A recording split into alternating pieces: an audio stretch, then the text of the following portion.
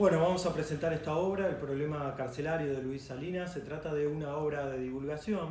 En este texto el autor va a decir que la cárcel es una institución pública que viene a dar respuesta a aquellos conflictos que son sancionados en el Código Penal.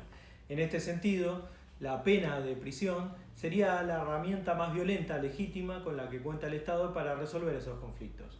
La privación de la libertad, por su intensidad y su naturaleza, implica un riesgo de afectar la dignidad de las personas privadas de la libertad, porque implica la pérdida de derechos, implica la pérdida de su condición de persona, muchas veces se los considera como muertos civiles y además implica la deshumanización de las personas privadas de la libertad, que se las comienza a tratar como objetos.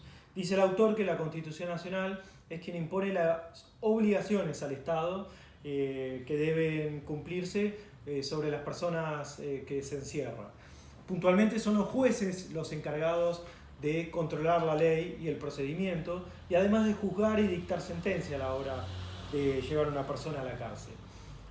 La pena no debería afectar a los familiares allegados. Según la Constitución están prohibidos los trabajos forzados y además no debería incidir en la alimentación, la salud y el trabajo de las personas privadas de la libertad. Sin embargo, hay una serie de consecuencias que generan el encierro, tanto físicas, psicológicas y sociales, vinculadas, por ejemplo, a la pérdida de visión, del olfato, del oído, a la pérdida de la autopercepción, a la atrofia muscular, problemas dermatológicos vinculados a la falta de sol, problemas respiratorios vinculados al encierro y la humedad, problemas digestivos, intestinales vinculados a la mala alimentación, entre otros, y problemas psicológicos vinculados a la ansiedad, el estrés, el insomnio, la paranoia, la obsesión, la depresión y el suicidio.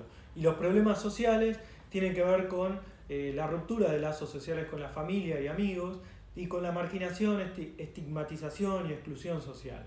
A todo este proceso se lo conoce como proceso de prisionalización y lo que genera es un aumento en los índices de reincidencia. Según el autor, además de los escandalosos índices de reincidencia, otro problema carcelario es la superpoblación. Esto se debe a la cantidad de presos sin condena, fundamentalmente. Una excepción que se ha hecho regla. La prisión preventiva es el motivo por el cual la mayoría de la gente está en prisión.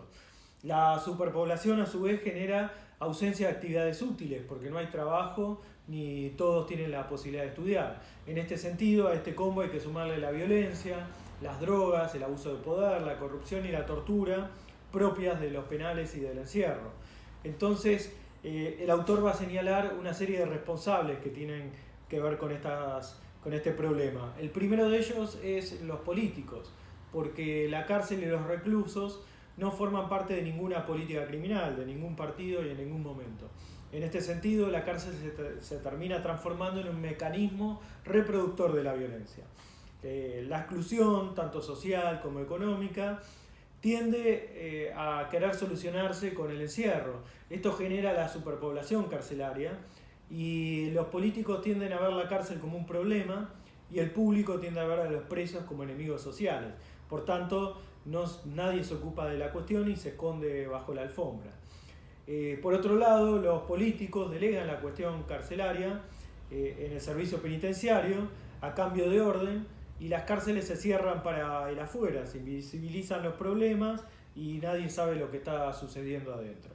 Otro de los grandes responsables de este problema es el servicio penitenciario, sobre todo por la lógica castrense que tiene, vinculada al grado y los escalafones y los mecanismos de castigo que se le aplica a los mismos miembros del servicio, vinculados a los arrestos, los traslados, los adicionales, la negación de ascensos, de calificaciones.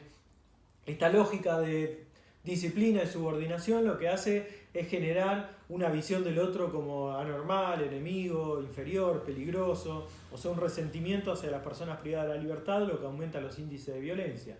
Además, a los miembros del servicio penitenciario no se les permite agremiarse ni sindicalizarse, lo que genera muy malas condiciones de trabajo. A todo esto hay que sumarle la burocratización, la corrupción y los abusos. Bueno, otro de los grandes responsables es el Poder Judicial, dice el autor, porque los jueces mandan a los presos a la cárcel y luego después se desentienden del problema. No viven con las consecuencias de lo que genera. A esto hay que sumarle la burocracia característica del Poder Judicial, los trámites, los expedientes, todo esto deshumaniza a las personas que se las priva de la libertad, y además los jueces realizan pocas visitas al penal, con lo que se concentra el poder fundamentalmente en el servicio, que al no ser vigilado, como dijimos, se cierra hacia el afuera. El poder legislativo es otro de los responsables, dice el autor, o sea, involucraría a los tres poderes, porque el poder legislativo se encarga de hacer leyes por lo general que tienden a la retracción del Estado y a ubicar el papel del Estado solo en materia de seguridad. En este sentido, al darle mayor libertad a los mercados, se generan mayores exclusiones sociales, mayores índices de desigualdad, y la única solución que se propone siempre es la privación de la libertad. En este sentido, se sancionan leyes sin datos estadísticos concretos y se tiende a la inflación penal, que no soluciona para nada el conflicto. Por último, el autor señala la necesidad de contar con estadísticas. Dice que las estadísticas acá en la Argentina se realizan de un modo precario y rudimentario y se usan poco. Por eso él se encarga de incorporar en su texto una gran cantidad de estadísticas.